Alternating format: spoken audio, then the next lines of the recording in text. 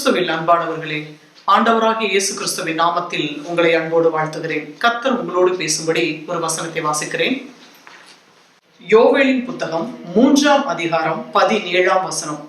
என் பரிசுத்த பர்வதமாகிய சீயோனிலே வாசமாயிருக்கிற நான் உங்கள் தேவனாகிய கர்த்தர் என்று அப்பொழுது அறிந்து கொள்வீர்கள். அப்பொழுது எருசலேம் பரிசுத்தமாயிருக்கும், அந்நியர் இனி அதை கடந்து போவதில்லை.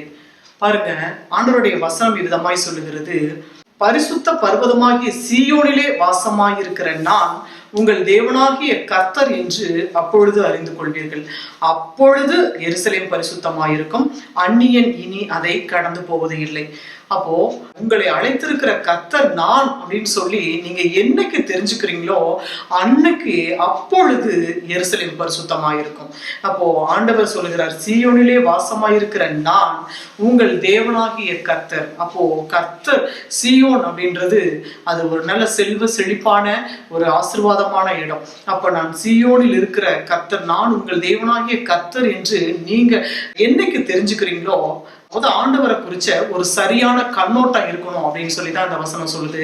கர்த்தர் என்னை ஆசீர்வதிக்க வல்லவராய் இருக்கிறார், கர்த்தர் என்னை அடிப்பாரு உதப்பாரு அப்படின்னு சொல்லிலாம் ஒரு தவறான ஒரு கண்ணோட்டத்தோட நீங்க பார்க்க வேண்டாம். ஆண்டவருடைய வசனம் விதமாய் சொல்லுகிறது, பரிசுத்த பர்வதமாகிய சீயோனிலே வாசமாய் இருக்கிற நான் உங்கள் தேவனாகிய கர்த்தர். அப்போ எங்க அவர் வாசமாய் இருக்கிறாரு? சீயோனில் வாசமாய் இருக்கிறார். கர்த்தர் சீயோனிலிருந்து உன்னை ஆசீர்வதிப்பார் அப்படின்லாம் சொல்லி வசனம் இருக்கு இல்லையா? அப்போ அந்த சீயோன் அப்படிங்கிறது செல்வ செழிப்பு ஒரு நல்ல ஆசீர்வதிக்கப்பட்ட ஒரு இடம். அப்படிப்பட்ட இடத்துல இருந்து ஆண்டவர் உங்களை அப்படி ஒரு ஆசீர்வாதத்தோட தான் நீங்க வாழணும்னு சொல்லி ஆண்டவர் விரும்புகிறார். அதான் சொல்றாரு, எப்போ நான் உங்களை ஆசீர்வதிப்பேன், உங்க மனசு எப்ப திரும்புதோ, நான் ஆசீர்வதிக்கிற தேவனுங்கிறத உங்க இருதயம் எப்ப ஏற்றுக்கொள்ளுதோ அப்பொழுது நீங்கள் அந்த பரிசுத்த வாழ்க்கையை, நல்ல ஆசீர்வதிக்கப்பட்ட வாழ்க்கையை பெற்றுக்கொள்வீர்கள் என்று ஆண்டவர் சொல்கிறார். அதன்படி நீங்க நினைக்கும் பொழுது அந்நியன் இனி உன் வழியாய் கடந்து போவதில்லை. அப்படிப்பட்ட ஒரு ஆசீர்வாதமான வாழ்க்கை எனக்கு உண்டு. ஆண்டவர் எனக்கு சீயோன் ஆசீர்வாதத்தை வைத்திருக்கிறார். சீயோனில் இருக்கிற என் தேவனி விதமாக என்னை ஆசீர்வதிப்பார்னு சொல்லி உங்க உள்ளம் என்னைக்கு ஆண்டவரை ஏற்றுக்கொள்கிறதோ அன்றைக்கு கர்த்தருடைய ஆசீர்வாதத்தை நீங்கள் பெற்று அனுபவிப்பீர்கள்.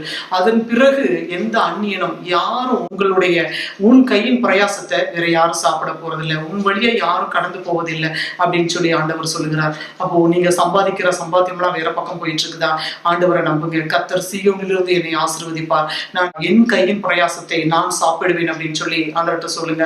நீங்க ஆண்டவரை முழுமையா நம்பும் பொழுது அப்போ ஆண்டவர் சொல்லுகிறார், அந்நியர் இனி உன் வழியாய் கடந்து போவதில்லை அப்படின்னு சொல்லி. அப்போ இனி உங்களுடைய ஆசீர்வாதத்தை வேற யாரும் எடுத்துக்கொள்ள முடியாது. தேவன் என்னை ஆசீர்வதிக்க வல்லவராய் இருக்கிறார் என்று சொல்லி நீங்கள் முழுமையாக கர்த்தரை நம்பி விசுவாசிக்கும் பொழுது ஆண்டவர் உங்களை ஆசீர்வதிக்க வல்லவராய் இருக்கிறார். நாம் ஜெபிப்போம். சர்வ வல்லமையுள்ள எங்கள் அன்பின் பரலோக பிதாவே, இந்த நல்ல வேலைக்காக நன்றி செலுத்துகிறோம். அப்பா ஆண்டவரே, நீர் சீயோனிலிருந்து ஆசீர்வதிக்கிற தேவன். ஆண்டவரே அப்பா, நீர் சீயோனிலிருந்து ஆசீர்வதிக்கிற தேவன். நான் உங்கள் தேவன் என்று நீங்கள் அறியும் பொழுது எருசலேம் பரிசுத்தமாக்கப்படும் நீங்க சொல்லி இருக்கிறீங்க தகப்பனே. அப்பா, உமக்கு கொடான கொடி ஸ்தோத்திரம். உண்மை குறித்த தவறான கண்ணோட்டத்தில் இருந்து பிள்ளைகளை விடுதலையாக்கி ஆண்டவரை நீர் ஆசீர்வதிக்கிற தேவன் என்று உணர்ந்து கொள்ள ஆண்டவரை நீர் கிருபை பாராட்ட வேண்டும் என்று சொல்லி நாங்கள் ஜெபிக்கிறோம். அப்பா, ஆசீர்வதிங்க, பொறுப்படுங்க. இயேசு ரட்சகரின் நாமத்தில் ஜெபிக்கிறோம் பிதாவே, ஆமென் ஆமென். பிரியமானவர்களே, இந்த வசனங்களை விசுவாசித்து ஜெபித்து ஆசீர்வாதங்களை பெற்றுக்கொள்ளுங்கள். God bless you.